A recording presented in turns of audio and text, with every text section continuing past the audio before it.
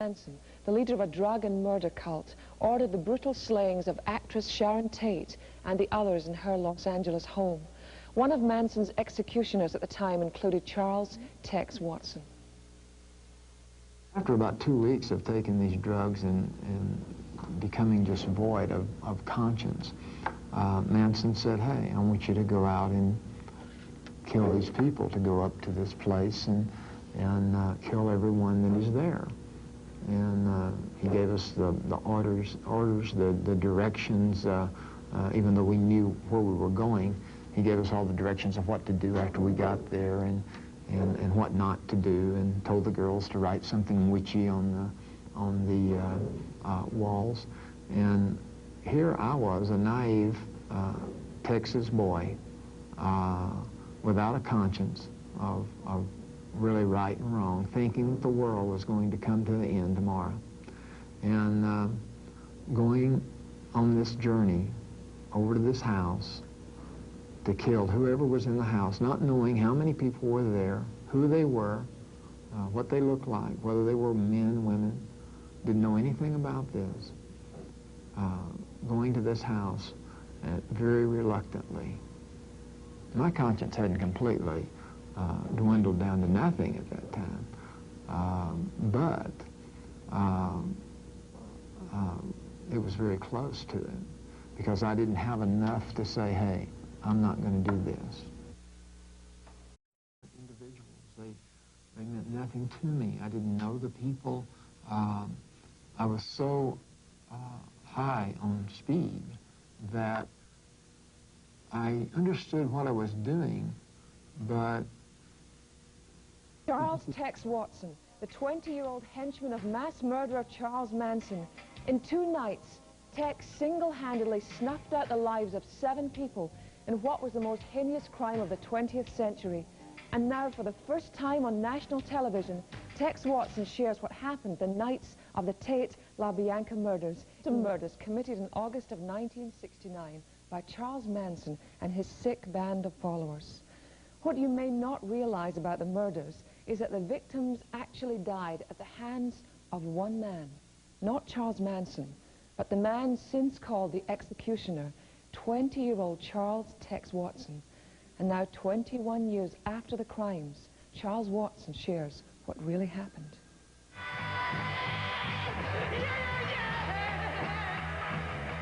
August 1969. America reeled from 2 nights of murder, 2 nights of helter-skelter. A young 21-year-old man, along with female accomplices, committed all 7 of the Tate LaBianca murders. Charles Watson. the people at the time of the crimes were just blobs. They weren't individuals. They meant nothing to me. I didn't know the people. I was so high on speed that I understood what I was doing, but it just didn't make any difference anymore.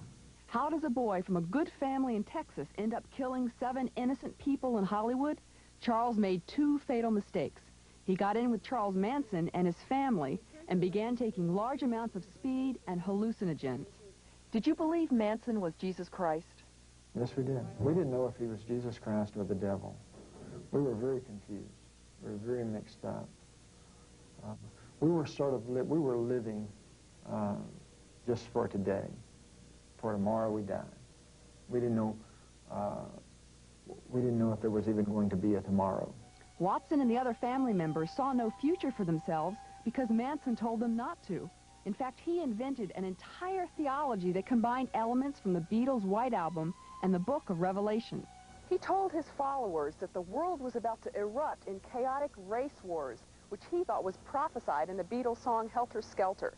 The Hollywood murders were supposed to trigger the end, and then Manson and his followers would escape on dune buggies to a bottomless pit in the desert, a pit which, incidentally, in the Book of Revelation, stands for hell.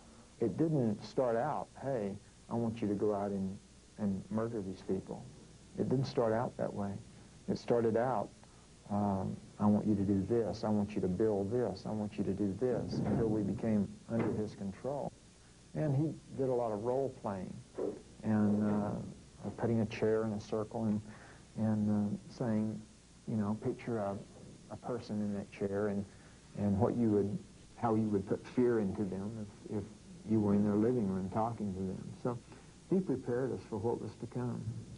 So by the time he issued his orders and his impatience to bring down the chaos, you realized he was serious. I realized he was serious, yes. And even up to the moment, I mean, even up to a week before he asked us to go out and do the murders, there was another family member that had committed murder, and I could not believe it. I just could not believe what this guy had done. And I thought to myself, I said, hey, wow, how could he have done such a thing, you know? And here 2 weeks later, I was doing the same thing, only 7 times worse than he had done. One of the reasons Watson could do what had previously disgusted him was the influence of methamphetamine or speed. It's commonly called the drug of violence and is known to dull the conscience. He had been taking it steadily for 2 weeks. Manson said, hey, I want you to go out and kill these people, to go up to this place and kill everyone that is there. And he gave us the orders, the directions, even though we knew where we were going. He gave us all the directions of what to do after we got there and what not to do, and told the girls to write something witchy on the walls. I didn't think there was going to be any penalty for doing it if I did it. I didn't think that law meant anything anymore.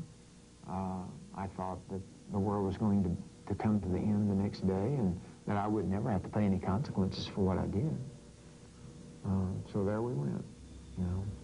In 2 nights, Charles Watson helped to kill 7 innocent people in some of the most brutal murders America has ever witnessed.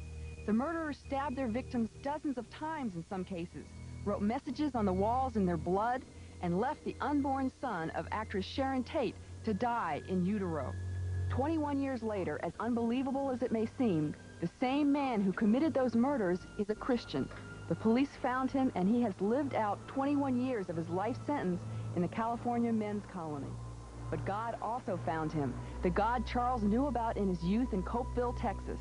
He now has a measure of peace, even though he also has the memory of what he did. I hate what I've done. I hate having to be the person that have committed a crime that's so hideous. I hate that. Charles's family never gave up on him and continued to write letters encouraging him to give his life to God.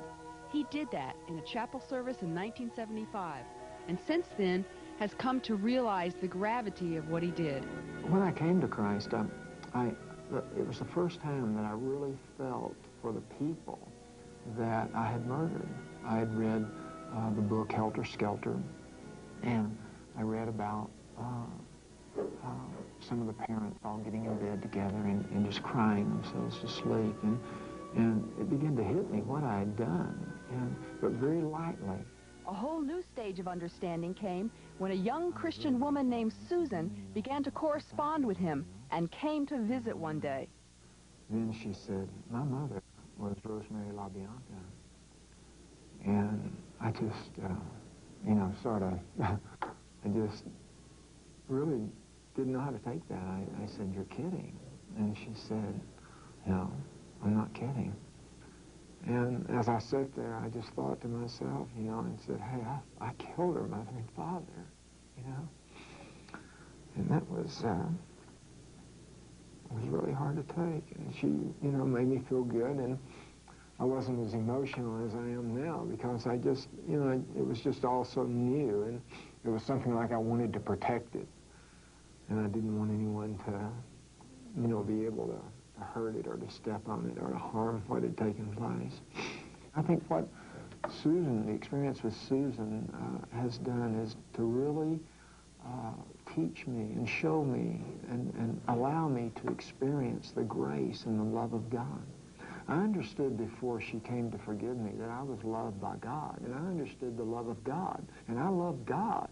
But after she came and forgave me, I took on a whole new love for God because I experienced in even a more personal way God's love working through another. Exceptional life of this woman who conquered the unimaginable. She forgave and even befriended the man who murdered her mother and her stepfather. Please welcome to the 700 Club from Carpinteria, California, Susan LaVerge.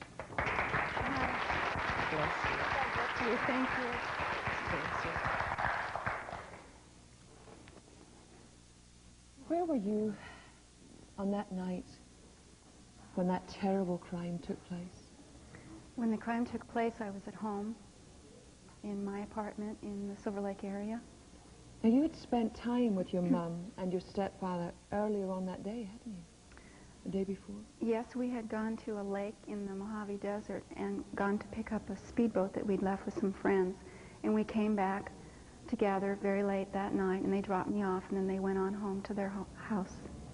How did you hear of what happened? Who discovered? Well, the next day, my brother had stayed at the lake, and he came back, and he went to the house, and he saw that the boat that is usually left somewhere else was still at the bottom of the driveway. And he went up the driveway, and he didn't think that things were normal. He just felt that something was abnormal. And so he walked about 5 blocks to call me on the telephone and to ask me to come and get him and to go to the home together. So together, he and I and a friend went and discovered my parents dead. Is there any way to describe how you react to such a sickening scene?